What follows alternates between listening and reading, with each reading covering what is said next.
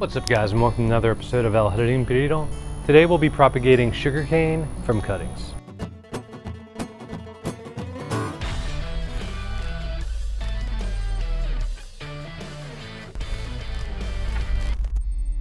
Alright guys, so I'm about to walk you through this. Sugarcane is a perennial grass and it's pretty easy to propagate. You just have to make sure you're using a mature cane. So I'm basically moving, I have a patch of sugarcane, I'll show you guys in a minute.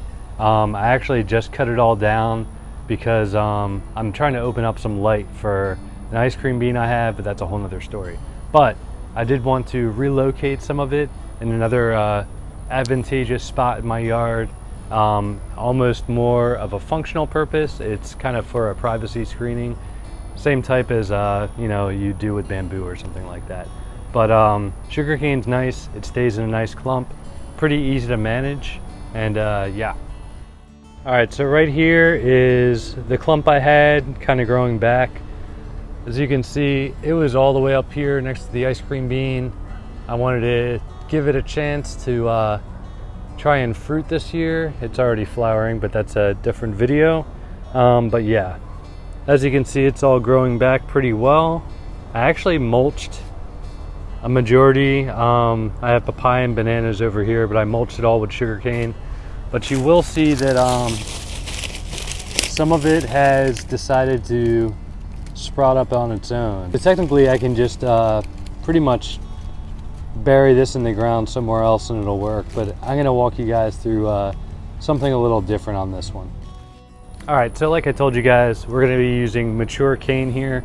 This is some that I harvested actually a few weeks ago. Sugarcane will actually keep for a while in this state. And if you guys didn't know, it may be a little different up north, but you can usually buy this at ethnic markets, you know, maybe an Asian market, or I know we have a food chain here, a grocery chain called Fiesta, and every once in a while you can find these there. All right, so I'm gonna go ahead and get situated at my little working station and show you guys how to do this.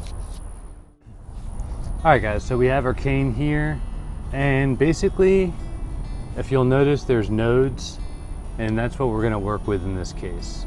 The nodes are gonna be where the roots are gonna come out of, as well as where your new shoots are gonna come out of. I do have something on standby here. I can show you guys close up, but some of these will either have air roots or their own shoots coming up either way, even while the plant is in the ground. I'll show you guys that real quick. So you can see this one has a shoot. This one doesn't have air layers, but I am just showing you guys what you might find either way, which would make for easier propagation. Yeah, so if you have a really mature cane, you'll see that it will start developing some of these air roots, which would also be a good start for you guys.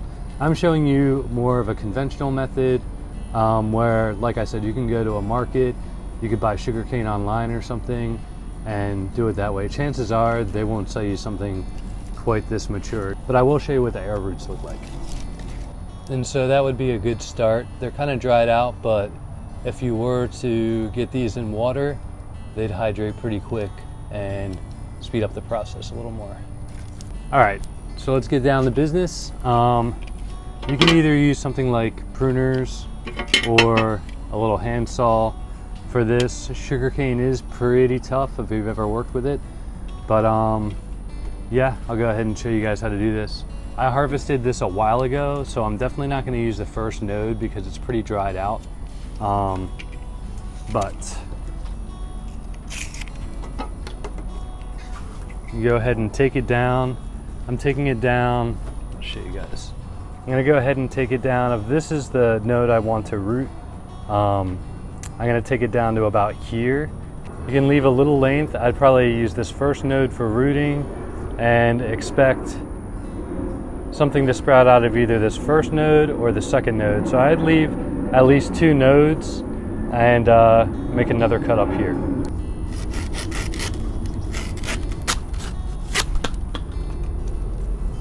So we're gonna leave 1, 2 nodes and come up before this next node.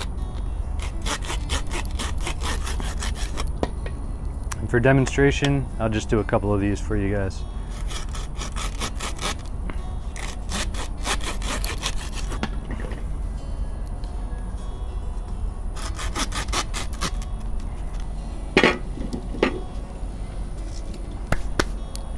Okay, so now what you're going to want to do is, I just used a gallon water container, filled it up with nice clean water, and basically you're going to go ahead and set these in and make sure that bottom node is submerged.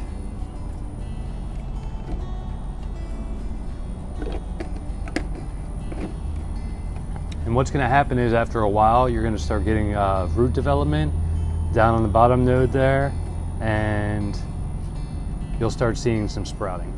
For me, I'm in Houston, Texas. It's just getting into fall, but it's been like 80 to 90 degrees. I don't know how well this works in colder climates, although I will say sugarcane is known to grow up to zone 6. So yeah, I know this does really well when you do this in like 80 degree weather, 80, 90.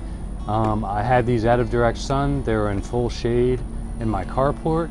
And so after, I'll show you an example here of what this looked like for me after about 2 weeks.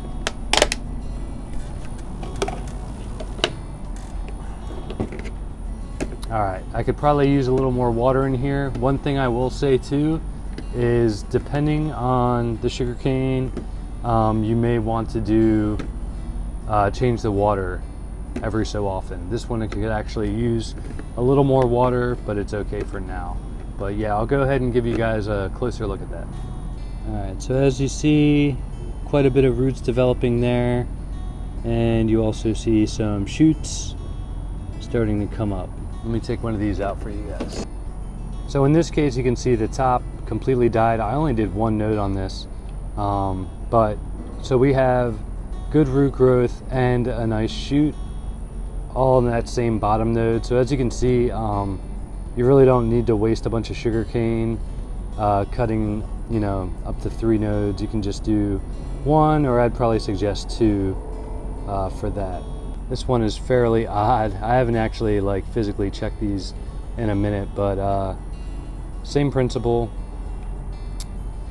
1 node, and it actually did the opposite.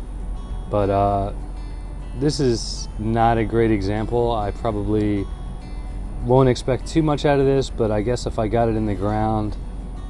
And here's the third. Same principle, I only used 1 node. And we have lots of green, we have lots of root growth, and we have a really nice shoot to work with. All right, so from here, what you can do is get it in some potting soil. It's kind of like bamboo in the fact that its orientation is kind of your preference. I would most likely go with the vertical growth that's already been established and kind of cover it up like this. You really just want to put it in a pot with well-draining soil and cover the roots fully. Depending on the time of year, you can put these straight into the ground. I'm just getting out of the harsh summer here, so I could actually get away with that right now. It'd be a good time to get it straight into the ground.